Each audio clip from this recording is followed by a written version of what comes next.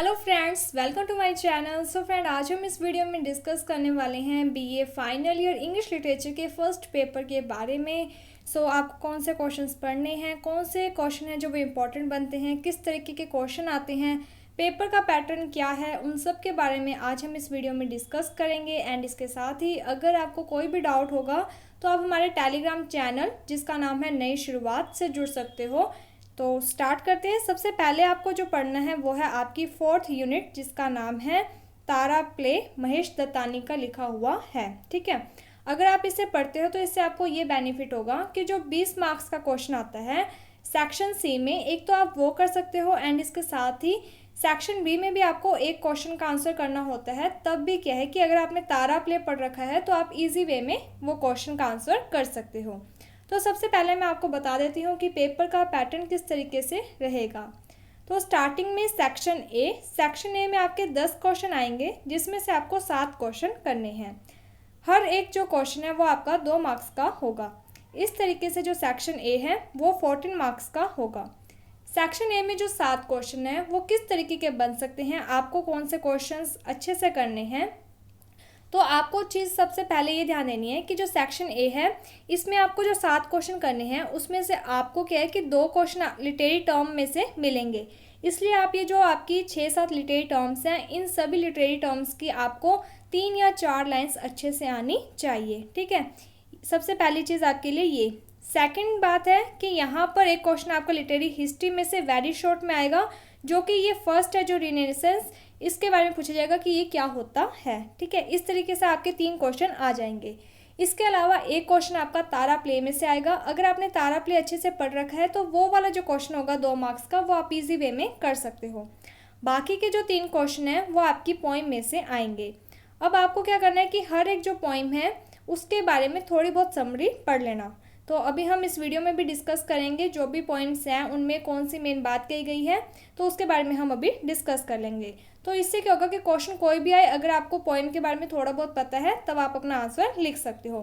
तो इस तरीके से जो सेक्शन ए है इसमें टोटल 7 क्वेश्चन आएंगे जिसमें आपको पढ़नी है लिटरेरी टर्म्स जिसमें 2 क्वेश्चन आएंगे। इसके अलावा आपको पढ़ना है तारा प्ले क्योंकि 1 या 2 क्वेश्चन तारा प्ले में से आएंगे। उसके अलावा आपको जो पॉइंट्स हैं वो थोड़ी बहुत पता होनी चाहिए। अब बात कर लेते हैं सेक्शन बी की।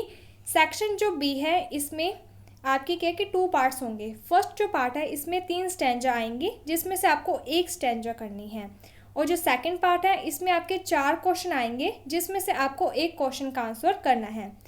कुल मिलाकर क्या बात है कि जो सेकंड यानी कि जो सेक्शन बी है उसमें आपको 1 स्टैंजा और 1 क्वेश्चन करना है। स्टैंजा भी 8 नंबर की है और जो क्वेश्चन का आंसर है वो भी 8 नंबर का है। इस तरीके से आपका जो सेक्शन बी है वो टोटल 16 मार्क्स का है और कंपलसरी है कि आपको 1 क्वेश्चन और 1 स्टैंजा करनी है। ऐसा नहीं है कि आप दोनों स्टैंजा कर दोगे या दोनों क्वेश्चन के आंसर करोगे, ऐसा नहीं करना है। तो ये जो गलती है इसको आपको नहीं करना है, तो इस बात पर थोड़ा ध्यान दे लेना। अब क्या है कि जो सेक्शन बी है उसमें 3 स्टैंजा आएंगी, तो वो जो 3 स्टैंजे है उसके लिए आपको क्या करना है कि आप ऐसा कर सकते हो कि आपने एक तो यूनिट 4th अच्छे से पढ़ लो। इसके अलावा जो स्टार्टिंग की 3 यूनिट्स हैं इसमें से कोई भी एक यूनिट आप अच्छे से पढ़ लो। तो मेरी जो एडवाइस है वो आपके लिए यही है कि आप यूनिट जो 3rd है वो अच्छे से पढ़ लो। ठीक है, इससे आपको बेनिफिट क्या होगा कि जो स्टैंजा का क्वेश्चन आएगा एक तो आप वो क्लियर कर सकते हो। इसके अलावा क्या है कि जो वेरी शॉर्ट क्वेश्चन आएंगे उसमें भी 1 या 2 क्वेश्चन आपको यूनिट 3rd में से देखने को मिल जाएंगे।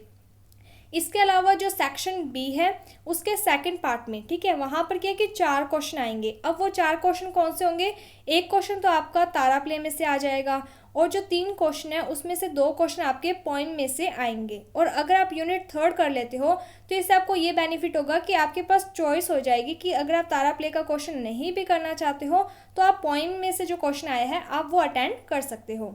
इसके अलावा जो सेक्शन सी है इसमें भी क्या है कि 4 क्वेश्चन आएंगे जिसमें से आपको एक ही क्वेश्चन अटेंड करना है। अब ये 4 क्वेश्चन है, इसमें से एक क्वेश्चन तो आपका यूनिट 5 में से आएगा, 5th में से आएगा, और एक क्वेश्चन है जो वो तारा प्ले में से आएगा, और जो 2 क्वेश्चन है वो आपके पॉइंट में से आएंगे। अब आपको मेन चीज़ का ध्यान देनी है कि आपको तारा प्ले अच्छे तरीके से आना चाहिए। तारा प्ले में भी आपको अच्छे तरीके से कौन कौन से क्वेश्चन बनते हैं, तो तारा प्ले का सबसे पहले आपको मेन करैक्टर स्केच आना चाहिए। तो आपको क्या करना है कि जो तारा प्ले का यानी कि जो तारा का करैक्टर स्केच है वो आपको अपना आंसर है वो पॉइंट्स में लिखना है। इससे क्या होता है कि जो एग्जामिनर होता है वो आपके पॉइंट्स ही मेन देखेगा, ठीक है, और आपके जो मार्क्स है वो भी अच्छे आ जाएंगे।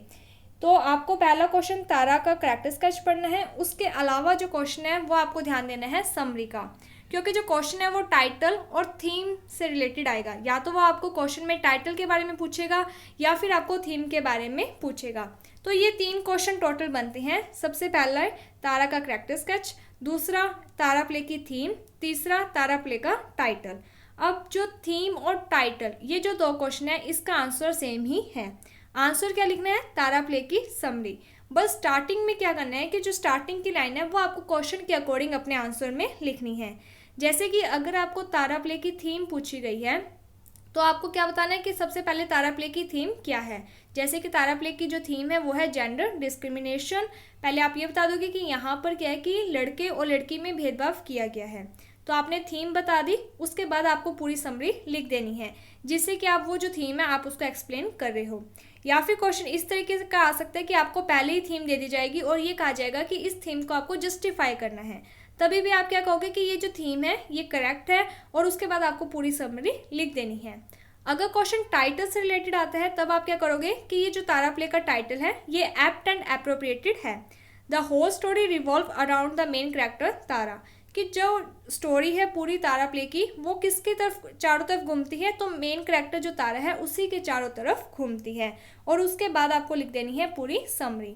तो इस तरीके से क्वेश्चन तो आपको आंसर में तो आपको 2 ही करना है, एक तो तारा प्ले का कैरेक्टर्स का अच्छे से पढ़ना है और दूसरा आपको तारा प्ले की समरी आनी चाहिए, क्योंकि जो टाइटल और जो थीम है उसमें आप वही आंसर लिखोगे, ठीक है। तो तारा प्ले आपको अच्छे तरीके से आना चाहिए। इसी प्ले के बेस पर क्या है कि आपका जो सेक्शन सी में एक लॉन्ग क्वेश्चन आएगा 20 मार्क्स का, एक तो आप वो कर दोगे।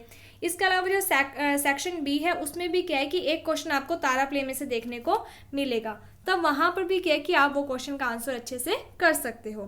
तो इस तरीके से जो क्वेश्चन के आंसर है लॉन्ग क्वेश्चन के आंसर वो आप अच्छे तरीके से कर सकते हो। अब बात कर लेते हैं सेक्शन बी में जो पार्ट ए जिसमें 3 स्टैंजा आएगी उसमें से आपको एक स्टैंजा करनी है।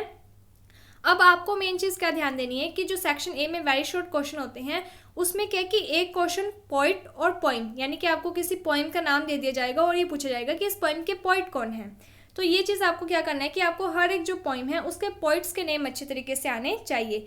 इसका बेनिफिट क्या है, एक तो आपका सेक्शन ए में अगर वेरी शॉर्ट क्वेश्चन में ये आता है तब आप ये कर सकते हो। इसके अलावा जो स्टैंजा है उसमें भी आपको ये लाइन तो लिखनी है कि ये जो स्टैंजा है ये इस पोइम की है और इस पोइट की है, ठीक है। तो ये चीज़ आपको ध्यान दे लेना। और आपको इसके लिए क्या करना है, स्टैंजा के लिए आप यूनिट जो 3rd है वो अच्छे से पढ़ लो। इसमें भी मेन जो स्टैंजा होती है या तो आपको once upon a time poem में से देखने को मिलेगी। इसके अलावा जो स्टैंजा है वो I am getting old now में से, और एक अवर कजन अ ट्री जो पोइम है, और अवर कजन अ ट्री का जो 3rd स्टैंजा है वो सबसे इंपॉर्टेंट है, ठीक है। नॉट बिकॉज डियर ये वाला जो है ना स्टैंजा 3rd स्टैंजा वो बहुत इंपॉर्टेंट है। तो उस स्टैंजा को अकेले को आप देख लेना फर्स्ट पोइम में से, ठीक है। अब आपको क्या करना है कि पोइम की जो स्टैंजा आती है वो आपको किस तरीके से अपने एक्सप्लेनेशन में लिखना है वो मैं आपको बता देती हूँ। एंड मैं एक और कल वीडियो बनाऊंगी जिसमें मैं आपको हर एक जो पोइम है उसकी रेफरेंस कैसे लिखनी है वो मैं आपको बता दूंगी। देखो जो स्टैंजा होती है वो आपकी 8 मार्क्स की आएगी, तो आपको क्या करना है कि जो अपना आंसर है वो कम से कम 1.5 पेज का लिखना होता है। तो उसमें आप क्या करोगे कि सबसे पहले आप लिखोगे रेफरेंस। रेफरेंस जैसे आपने लिख दिया रेफरेंस, उसके बाद आप उसको अंडरलाइन करके एरो का निशान लगाकर नीचे वाली लाइन से अपनी जो आंसर की लाइन्स है वो लिखनी शुरू करोगे। इससे बेनिफिट क्या होता है, एक तो आपके पेज जो लाइन्स हैं वो बढ़ जाती हैं, इसके अलावा आपका जो राइटिंग स्टाइल होता है वो इम्पॉर्टेंट होता है। तो अगर आप इस तरीके से लिखते हो तो जो एग्जामिनर होता है उस पर भी एक अच्छा प्रभाव पड़ता है, उसको लगता है कि बच्चे को अच्छे तरीके से आता है। अब रेफरेंस आपने लिख दिया, उसके बाद नीचे वाली लाइन से आप लिखोगे this stanza has been taken from the poem. अब आपको ये पता होना चाहिए कि वो जो स्टैंजा है वो किस पोइम से है। इसके लिए आपको थोड़ी बहुत ही सही पोइम के बारे में पता होना चाहिए, ठीक है। तो आपने क्या लिखना है, this stanza has been taken from the poem, फिर आपको पोइम का नाम लिखना है, रिटन बाय द फिर आपको जो पोइट है उनका नाम लिखना है।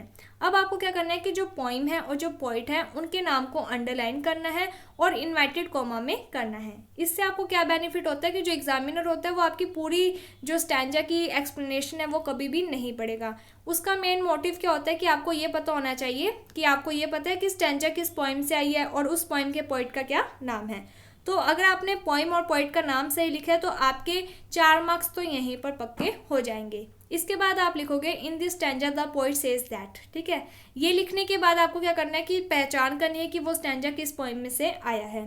तो उस पोइम की 3 या 4 लाइन्स आप वहाँ पर लिख देना। तो इस तरीके से आपका रेफरेंस हो जाएगा। और अब इसके बाद आपको क्या लिखना है, आपको लिखना है एक्सप्लेनेशन। एक्सप्लेनेशन के बाद आपको उसको अंडरलाइन करना है, एरो का निशान लगाना है और नीचे वाली लाइन से आपको लिखना स्टार्ट करना है। अब आप क्या लिखोगे, in this stanza the poet says that. ये लाइन आपने लिख दी, 2 लाइनें आपकी भर जाएंगी। ठीक है, इसके बाद आपको क्या करना है कि अगर आपको वो स्टैंजा नहीं भी आती है एक्सप्लेन करनी तो आपको जो स्टैंजा की 4 या 5 लाइन्स दी होंगी उन्हीं लाइन्स को आप लिख देना। जैसे आप हिंदी में कोई लाइन दी होती है तो आप लिख देते हो ना कि कवि कहता है कि जो भी लाइन लिखते हो, तो बस वैसे ही आपको क्या है कि उस लाइन में ही, she, is, am, are in words का यूज़ करके आपको वही स्टैंजा की जो लाइन्स है वो लिख देनी है। फिर क्या होगा कि स्टैंजा की 4-5 लाइन्स आपने लिख दी, उसके बाद पोएम के बारे में आपको थोड़ा बहुत जो भी पता होगा आप वो लिख देना। इससे आपको बेनिफिट क्या होगा कि आपका जो स्टैंजा का जो आपको आंसर लिखना है वो 1.5 पेज में लिखना है। आपका क्या है कि जो 1.5 पेज है वो आपका कवर हो जाएगा। 1.5 पेज का मीन्स होता है 1.5 पेज। ठीक है, तो यहाँ पर एग्जामिनर है वो आपका पूरा स्टैंजा तो पढ़ेगा ही नहीं, मेन तो उसने यही देखना है कि पोइम और पोइट का नाम आपको आता है या फिर नहीं। आप जितना मर्जी अच्छा लिख लो, 8 नंबर का क्वेश्चन है, आपको 5 या 6 से ज़्यादा नहीं देगा एग्जामिनर। ये नॉर्मल बात है, फैक्ट है। ठीक है, तो अगर आप जैसे भी लिखोगे इतने नंबर तो आपको मिल ही जाएंगे। अब हम थोड़ी बहुत पॉइंट्स के बारे में बात कर लेते हैं, जिससे कि जो वेरी शॉर्ट क्वेश्चन आते हैं या फिर स्टैंजा में अगर आपको लिखना हो कुछ तो वो आपके लिए हेल्पफुल रहेगा। तो सबसे पहली जो पोइम है वो आपकी है अवर कज़न ट्री। मैं आपको एक बार इन शॉर्ट में बता देती हूँ। आपको पढ़ना क्या है, आपको यूनिट 4 अच्छे तरीके से पढ़नी है। यूनिट 4 में एक तो तारा का करेक्टर स्केच, दूसरा तारा प्ले की समरी। तारा प्ले की समरी का जो आंसर है वो आप टाइटल और जो थीम दोनों में लिख सकते हो। ठीक है, इसके अलावा यूनिट जो 3 है वो आप अच्छे से पढ़ लेना। उसमें भी आपको जो वर्ड्स पोइम है वो अच्छे से पढ़नी है। और मैंने अपने चैनल पर एक वीडियो बनाई हुई है वर्ड्स पोइम से रिलेटेड, और वो जो आंसर है वो मैंने आपको पॉइंट्स में करवाया हुआ है, क्योंकि जो क्वेश्चन है वो यही पूछा जाता है कि वर्ड्स पोइम की जो क्वालिटीज़ बताई गई हैं वर्ड्स के बारे में वो आपको बतानी है। तो वो जो है वो आपको पॉइंट्स में आंसर करवाया गया है। तो अगर आप उस तरीके से आंसर लिखोगे तो आपका जो आंसर है वो इफेक्टिव बनेगा। तो आपको क्या कि जो वर्ड्स पोइम है वो अच्छे तरीके से याद होनी चाहिए। स्टैंजा के लिए आप क्या कर सकते हो कि ये जो यूनिट 3 है इसे थोड़ा बहुत अच्छे से पढ़ लेना। इसके अलावा जो यूनिट 1 है अवर कज़न ट्री जो पोइम है यूनिट 1 की, उसका जो 3rd स्टैंजा है वो आप अच्छे तरीके से पढ़ लेना। ठीक है, अब हम यहाँ पे देख लेते हैं पॉइंट्स के बारे में। तो सबसे पहली जो पोइम है उसका नाम है अवर कज़न ट्री, जो कि तोड़दत्त के द्वारा लिखी गई है। तो इसमें क्या होता है कि जो तोड़दत्त है उन्होंने बताया है कि बचपन में वो इस ट्री के नीचे खेला करते थे अपने ब्रदर एंड सिस्टर के साथ। बाद में क्या होता है कि उनके ब्रदर एंड सिस्टर की डेथ हो जाती है और वो कहते हैं कि मेरा ये जो ट्री है इसके साथ बहुत सारी यादें जुड़ी हुई हैं, क्योंकि मैं और मेरे जो ब्रदर सिस्टर हैं वो चाइल्डहुड बचपन में इस ट्री के नीचे खेला करते थे, इसलिए ये जो ट्री है वो मेरे लिए बहुत ज़्यादा डियर है।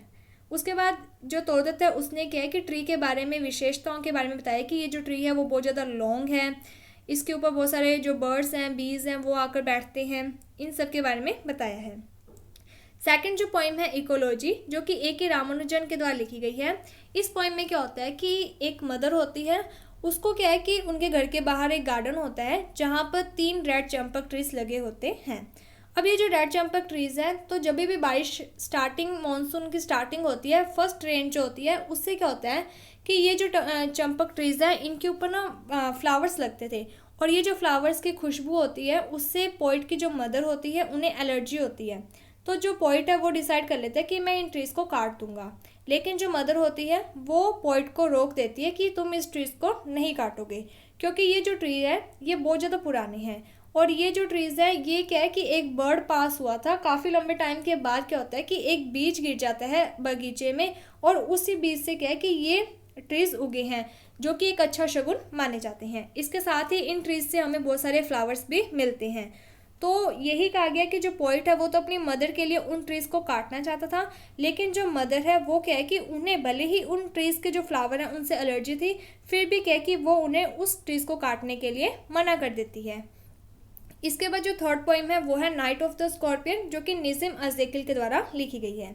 इसमें क्या होता है कि जो पोइट होता है वो अपने चाइल्डहुड एक्सपीरियंस के बारे में बताते हैं कि बचपन में एक दिन क्या हुआ था कि बहुत ज़्यादा बारिश हो रही थी और उसी दौरान एक बिच्छू, एक स्कॉर्पियन उनके घर पर आ गया, और वो जो स्कॉर्पियन था उसने पोइट की जो मदर है उनके पैर के अंगूठे को यानी कि वहाँ पर डंक मार दिया, जिससे कि जो बिच्छू का जहर था वो पूरे शरीर में फैलने लग गया।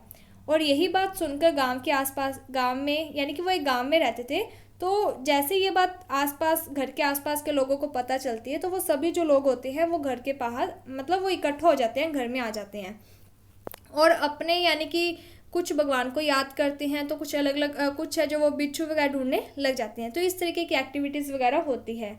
तो यहाँ पर जो पोइट है वो कहता है कि जो मेरी मदर है उन्हें बहुत ज़्यादा पेन हो रहा था, तो कुछ लोग तो ये कहते हैं कि जो बिच्छू है वो क्या है कि वो पैरालाइज हो जाए, जिससे कि जो जहर है वो आगे उनके मदर के शरीर में ना जाए। कुछ लोग हैं जो वो भगवान से प्रेयर कर रहे थे कि जो भी इनके पुराने जो भी कर्म वगैरह थे, जो भी इन्होंने गलतियाँ की हैं, शायद वो इस दर्द के साथ दूर हो रही हैं।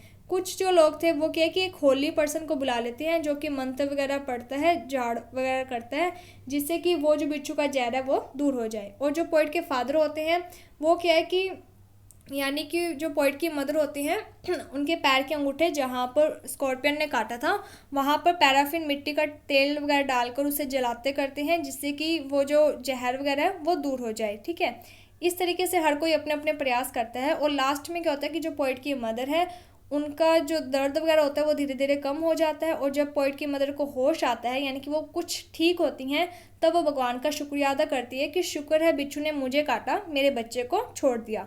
तो यहाँ पर माँ की ममता के बारे में पता चलता है। 3 पॉइंट्स हैं जो इसके बारे में आप पढ़ लेना, क्वेश्चन आ सकता है। इसके अलावा टेलीफोन कॉन्वर्सेशन के बारे में बात कर लेते हैं। तो इसमें क्या बताया गया है कि एक पर्सन होता है, ब्लैक एंड वाइट के बारे में बताया गया कि किस तरीके से भेदभाव होता है रंग के आधार पर।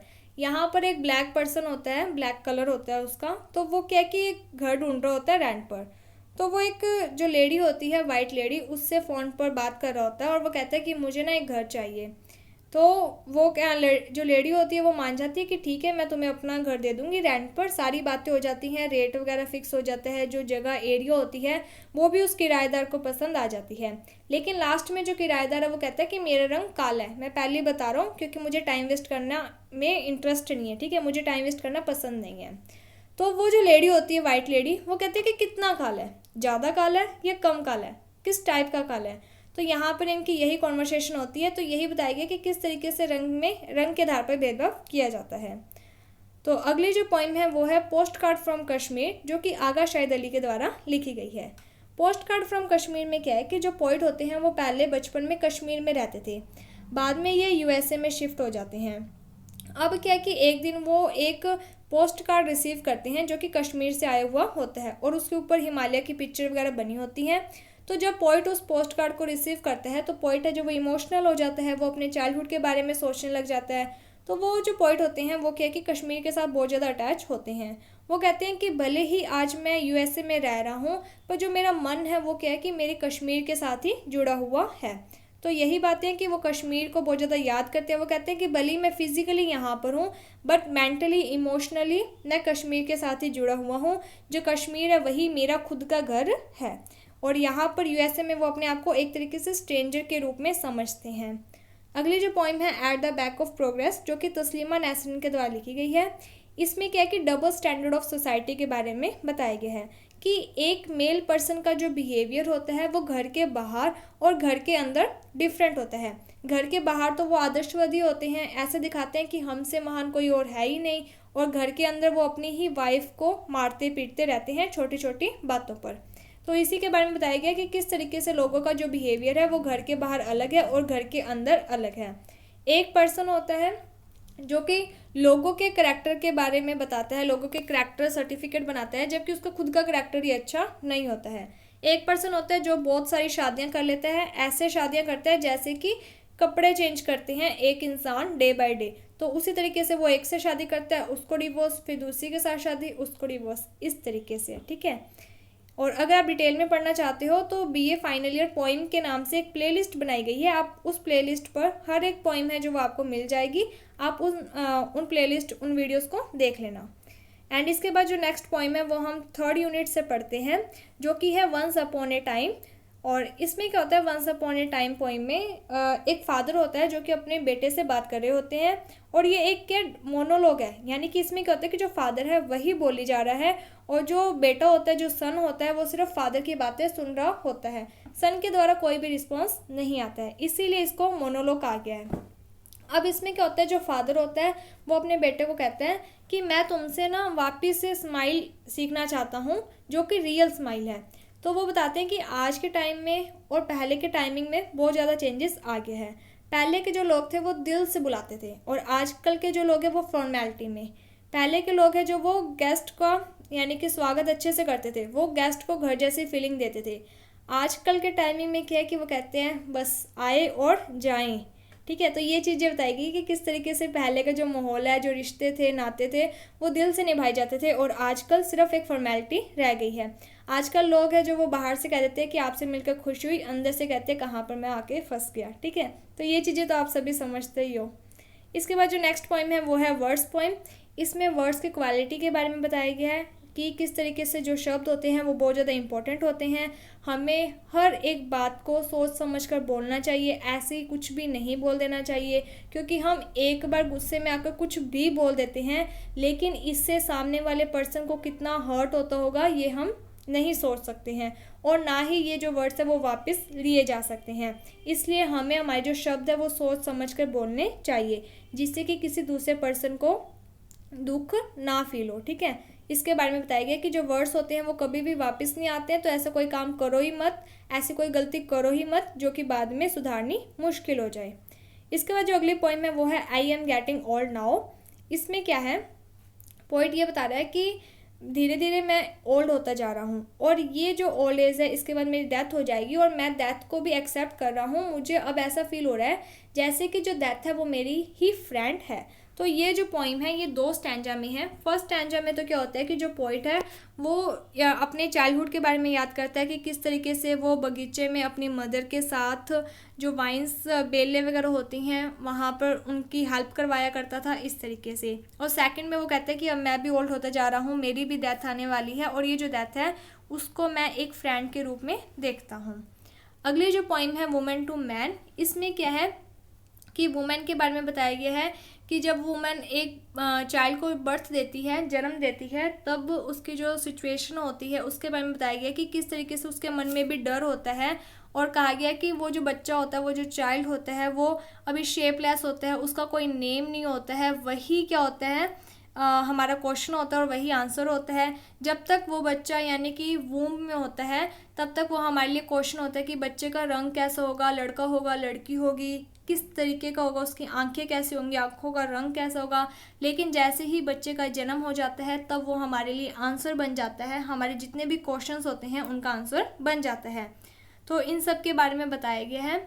इसके बाद जो अगली पोइम है ओ ग्रेट पोइट। इसमें क्या है कि जो दया पवार हैं उन्होंने वाल्मीकि के बारे में बताया है कि जो वाल्मीकि है वो बहुत ज़्यादा ग्रेट पोइट होंगे, उन्होंने रामायण लिखी है, बट वो कहते हैं कि इन्होंने खुद जो दलितों के बारे में नहीं लिखा। दलित जो वर्ग होते हैं उन लोगों के बारे में इन्होंने कुछ भी नहीं लिखा। इवन ये खुद वहीं उसी वर्ग से बिलोंग करते हैं, फिर भी उन्हीं के जो दुख दर्द तकलीफ थी उनके बारे में इन्होंने कुछ भी नहीं लिखा। तो यहाँ पर जो दया पवार है उन्हें क्या है कि वाल्मीकि से इस बात की शिकायत होती है कि उन्हें अपने जो कैटेगरी के लोग हैं उनके जो दुख दर्द तकलीफ थी उनके बारे में उन्हें लिखना चाहिए था, जिससे कि लोगों का जो ध्यान है वो उस मैटर पर यानी कि आकर्षित हो पाता। तो इस तरीके की ये जो पॉइंट्स आपकी हैं और आप इन पॉइंट्स को अच्छे से पढ़ लेना।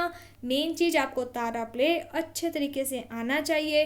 सेकंड, आपको वर्ड्स पोइम अच्छे तरीके से आनी चाहिए। स्टैंजा के लिए कल एक वीडियो बना दी जाएगी जिसमें आपको पॉइम्स की जो हर एक पॉइम की जो रेफरेंस है वो किस तरीके से लिखनी है वो बताया जाएगा। एंड इसके अलावा आप अवर कज़न ट्री जो पोइम है इसकी जो थर्ड स्टैंजा है वो आप अच्छे तरीके से देख लेना, ठीक है। क्रिटिकल एप्रिसिएशन का जो क्वेश्चन है वो आपका वंस अपॉन ए टाइम में से आ सकता है, आप उसे भी थोड़ा बहुत ध्यान से देख लेना। और जो लिटरेरी टर्म्स हैं, ये 6 लिटरेरी टर्म्स हैं और इन सभी 6 लिटरेरी टर्म्स की आपको 3-3 लाइन अच्छे तरीके से याद होनी चाहिए, क्योंकि 2 क्वेश्चन आपके लिटरेरी टर्म में से ही देखने को मिलेंगे वेरी शॉर्ट में। तो ये आप अच्छे तरीके से तैयार कर लेना। होपफुली आपका जो एग्ज़ाम होगा वो बहुत ज़्यादा अच्छा होगा। एंड अगर आपको किसी भी पॉइंट को डिटेल में पढ़ना है या फिर उसकी समरी को पढ़ना है, तब इस चैनल को सब्सक्राइब कर लो। प्लेलिस्ट बनाई गई है, सबसे लास्ट में बीए फाइनल ईयर की ही प्लेलिस्ट है पोइम्स की। आप उस प्लेलिस्ट को खोलोगे तो आपको हर एक पोइम है जो वो मिल जाएगी। एंड इसके साथ एक चीज़ और ध्यान दे लेना कि जब भी क्वेश्चन क्रिटिकल एप्रिसिएशन का आता है, तब आपको अपना जो आंसर है वो पॉइंट्स में लिखना होता है। पॉइंट्स किस तरीके के, सबसे पहले आपको लिखना है इंट्रोडक्शन, उसके बाद आप लिखोगे subject matter of the poem. Subject matter of the poem में आपको पूरी समरी लिख देनी होती है। उसके बाद आप लिखोगे writing style of the poem. तो इस तरीके से आपका जो पेपर है वो आपको अटेंड करना है। बट आपको जो वर्ड्स पोइम है वो अच्छे तरीके से आनी चाहिए, और जो वर्ड्स पोइम है उसको अपना जो आंसर है वो आपको पॉइंट्स में बनाना चाहिए। इससे आपको जो आंसर है वो इफेक्टिव बनेगा। सो मेन चीज़ आपको यही कहनी थी। यूनिट 4 पर अच्छे तरीके से ध्यान देना, और जो वर्ड्स पोइम है उस पर अच्छे तरीके से ध्यान देना। आपको एक स्टैंजा सेक्शन बी में एक स्टैंजा और एक क्वेश्चन करना है, क्योंकि बहुत सारे जो स्टूडेंट्स हैं वो ये गलती कर चुके हैं। तो मैं आपको यही कहना चाहती हूँ कि पेपर आपकी तैयारी भले ही अच्छी होगी, लेकिन अगर आपको यही नहीं पता कि पेपर अटेंड किस तरीके से करना है, तो यहाँ पर आपके लिए थोड़ी सी प्रॉब्लम हो सकती है। तो आपको ये चीज़ भी ध्यान देनी है कि आपको पेपर में कितने क्वेश्चन करने हैं। So best of luck and thank you friends for watching my video. Thank you.